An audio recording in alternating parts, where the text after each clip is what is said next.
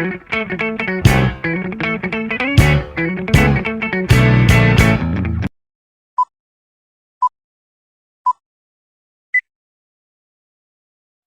Assalamualaikum warahmatullahi wabarakatuh. Perkenalkan, nama saya Dinda Yusriya Atalah dengan NIM 1101623041 dari Program Studi Teknologi Pendidikan kelas B Angkatan 2023. Rencana pembelajaran dengan teknologi sedia kala dan teknologi modern.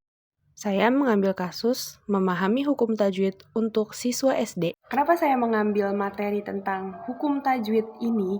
Karena menurut saya, hukum tajwid ini merupakan hukum yang penting untuk dipelajari dan diaplikasikan dalam membaca ayat suci Al-Quran bagi umat muslim. Dan kenapa konteksnya adalah anak SD? Karena pada masa-masa usia SD adalah masa-masa yang lebih mudah bagi mereka untuk menyerap pengetahuan yang akan diterapkan. Dan pembiasaan dari usia dini akan berdampak jauh lebih baik daripada ketika mereka baru mempelajarinya di kursi SMP atau mungkin SMA. Oh, tunggu sebentar. Ada pertanyaan masuk nih, katanya bisa nggak sih mempelajari hukum tajwid ini buat anak SD pakai cara yang simpel aja, nggak usah yang macem-macem, biar nggak usah terlalu banyak menggunakan medianya. Tentu bisa loh. Nah, pada kesempatan kali ini saya mau membahas dua konsep, dua model rencana pembelajaran. Yang pertama adalah dengan teknologi sedia kala, model The First Principle of Instructional dengan konsep Padai. Model The First Principle of Instruction. Apa aja sih langkahnya? Padai, Problem Activate, Demonstrate, Apply, and Integrate. Maksudnya gimana nih? PA for Problem Activate dengan strategi analisis siswa. Nah, permasalahan yang dialami oleh siswa, yakni mereka belum mampu untuk membaca Al-Quran ini dengan sesuai hukum tajwidnya. Mungkin bahkan mereka sendiri belum tahu apa-apa aja hukum tajwid yang ada yang harus diterapkan dalam membaca Al-Quran. Mungkin mereka juga belum tahu penggolongan-penggolongan dari hukum tajwid tersebut. Terus, cara nyampein materinya gimana? D for demonstrate dengan strategi ceramah dan contoh. Di sini masih menggunakan teacher center, di mana guru menjadi sumber utama dari pengetahuan tersebut. Di tahap ini, guru memberikan penjelasan tentang penggolongan dari hukum tajwid. Misalnya, gurunya menjelaskan hukum tajwid itu dibagi menjadi berapa, ada yang nun sukun, ada yang mim sukun, kemudian yang nun sukun dibagi menjadi 5, ada ikhfa, izhar, iqlab, dan lain sebagainya. Kemudian, setelah itu, guru mengulang-ulang hal tersebut secara berkali-kali. Saya beri contoh sederhananya. Guru menjelaskan bahwasannya di hukum nun sukun itu ada yang namanya ikhfa. Ikhfa, guru ini menjelaskan, ikhfa adalah nun sukun atau tanwin bertemu dengan huruf-huruf yang 14. Nah, gurunya memberikan contoh huruf-huruf yang 14 ini dengan nada. Misalnya seperti ta, tha, jim, dal, zal, zain, sin, shin, sod, lod, to, zo, fa, kof, kaf. Nah, dengan nada yang sama secara berulang-ulang, guru ini mendemonstrate, guru ini memberikan pengajaran, memberikan contoh agar siswa yang mendengarkannya bisa mengingat-ingat maksud dari guru tersebut. Bentar, apa siswanya nggak jenuh kalau pasif kayak begitu?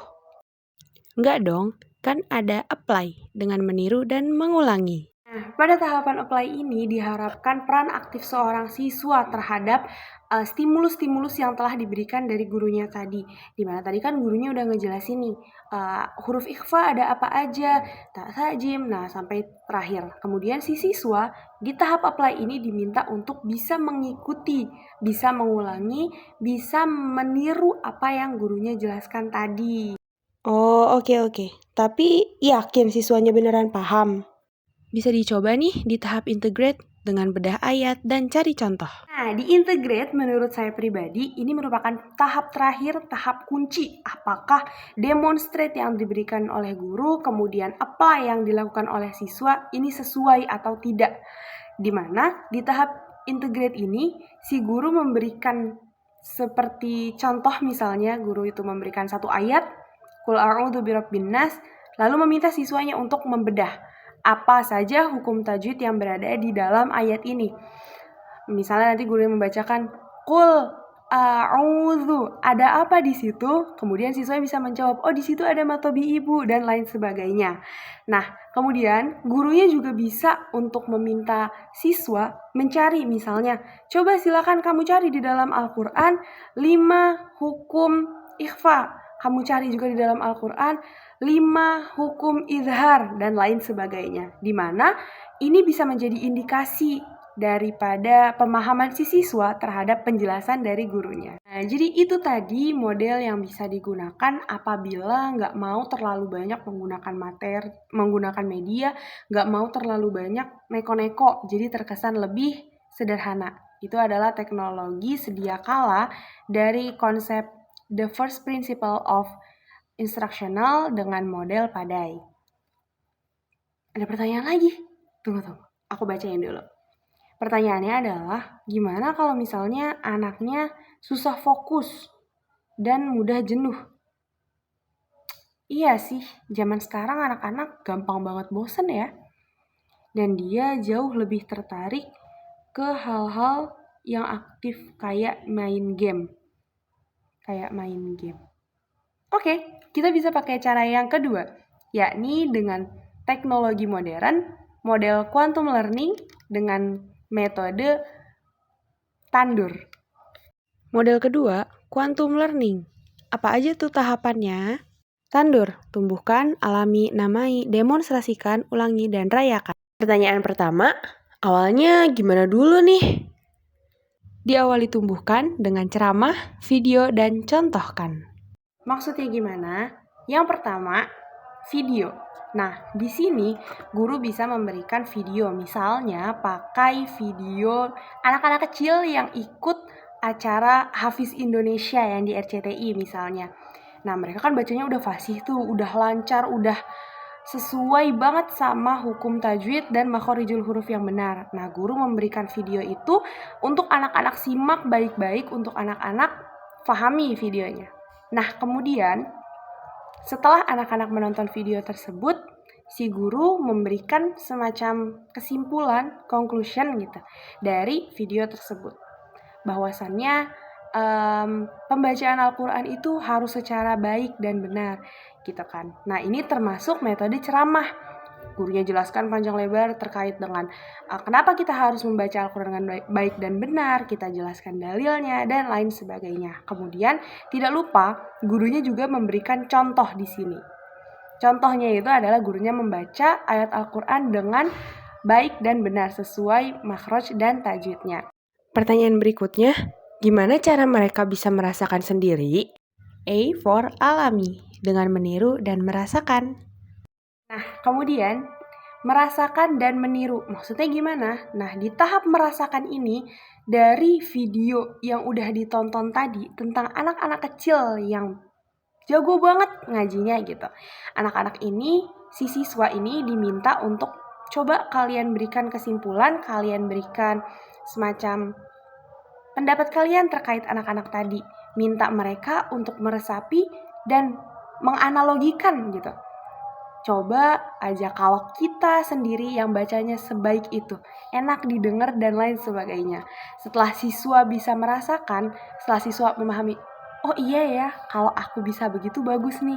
Nah, siswa diminta untuk meniru si gurunya tadi. Ayat yang udah dibacakan guru dengan baik itu, coba ditiru sama siswa. Oke, tapi apakah hal itu akan membekas buat mereka?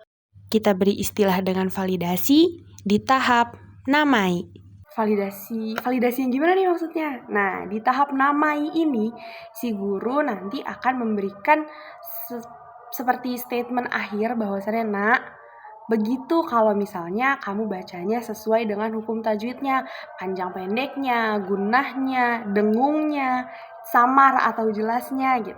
Guru menyampaikan hal ini, kemudian guru bilang, enak kan didengarnya bacaanmu barusan? Nah, itu yang disebut dengan hukum tajwid. Penjelasan seperti itu, bahwasannya itu yang disebut dengan hukum tajwid. Itu masuk ke dalam proses menamai. Next, gimana cara kamu sebagai pengajar mendemonstrasikannya? D for demonstrasikan dengan menjelaskan dan mencontohkan. Sudah sangat jelas kan kalau di tahap demonstrasikan ini seorang guru akan memberikan penjelasan mengenai materi dengan rinci. Nah, karena ini menggunakan sistem yang lebih modern daripada sistem tadi sebelumnya, di tahap ini guru bisa menggunakan PowerPoint, guru menggunakan flip chart yang besar gitu ya, seperti sebuah papan besar. Kemudian ada di halaman-halamannya ini hukum izhar, kemudian halaman berikutnya ini hukum ikhfa dan lain sebagainya. Dari media-media tadi, guru bisa menjelaskan kepada si siswa tentang apa itu hukum tajwid, dimulai dari definisinya, cara membacanya, huruf-huruf yang termasuk ke dalam hukum tajwid tersebut, kemudian contoh-contohnya dijelaskan juga di situ. Kamu yakin mereka bakal ngulangin terus? Tentu, karena di tahap ulangi ini ada representasi dan evaluasi. Representasi yang dimaksud adalah ketika siswa ini bisa menjelaskan ulang pengertian-pengertian beserta contoh hukum tajwid yang dimaksud gurunya. Caranya misalnya, gurunya menunjuk secara acak siswa. Nah, misal, coba kamu jelaskan apa pengertian dari hukum idgham bigunah. Kemudian si siswa bisa menjelaskan dari pengertiannya, kemudian huruf-huruf yang termasuknya, gitu. Dan kemudian misal nanti gurunya memberikan lagi pertanyaan lain, coba kamu jelaskan, coba kamu sebutkan apa saja contoh-contoh dari idgham bila gunah dan lain sebagainya. Nah, setelah siswa bisa merepresentasikan hal tersebut, perlu ada yang namanya evaluasi, di mana di evaluasi ini guru menguji lagi secara lebih detail terkait pemahaman siswa. Nah, karena ini menggunakan metode yang lebih modern, bisa digunakan media berupa flashcard atau mungkin slide presentasi PPT lagi, tapi dengan bentuk games. Intinya adalah siswa memiliki ketertarikan untuk mencoba. Nah, misal di flashcardnya tadi itu berisi salah satu huruf gitu. Misalnya ada huruf ta. Kemudian gurunya tanya, kalau huruf ta ini masuknya dia ke hukum apa? Nah, gurunya menyediakan beberapa tempat seperti kotak-kotak gitu, kotak ikhfa, kotak izhar. Nah, kemudian kalau ada huruf ta ini masuknya kemana? Huruf jim masuknya kemana? Gitu, seperti itu. Terakhir, apa cara kamu untuk mempertahankan kemampuan mereka? Rayakan agar mereka percaya diri dengan apresiasi dan bedakan. Salah satu kepuasan tersendiri bagi anak-anak adalah ketika mereka berhasil menyelesaikan sesuatu hal, kemudian mereka mendapatkan apresiasi, mendapatkan pujian, mendapatkan ucapan selamat, atau mungkin hadiah kecil-kecilan yang bisa meningkatkan semangat dan motivasi mereka untuk melanjutkan proses pembelajaran. Nah, kemudian setelah materi tentang hukum tajwid ini, misal ada materi tentang sifat-sifat huruf hijaiyah. Jadi beda tingkatan nih. Jadi setelah mereka memahami tentang hukum tajwid, mereka akan diajarkan tentang materi sifat-sifat huruf hijaiyah, yang mana mereka nggak akan diajarkan tentang sifat huruf hijaiyah bila mana mereka belum menyelesaikan pembelajaran tentang hukum tajwid ini. Cukup sekian presentasi saya tentang model-model rencana pembelajaran yang ada dibedakan menjadi dua. Yang pertama tentang teknologi sedia kala berupa the first principle of instruksional dengan model padai, kemudian juga teknologi modern dengan quantum learning berupa tandur. Kurang lebihnya saya mohon maaf. Wassalamualaikum warahmatullahi wabarakatuh.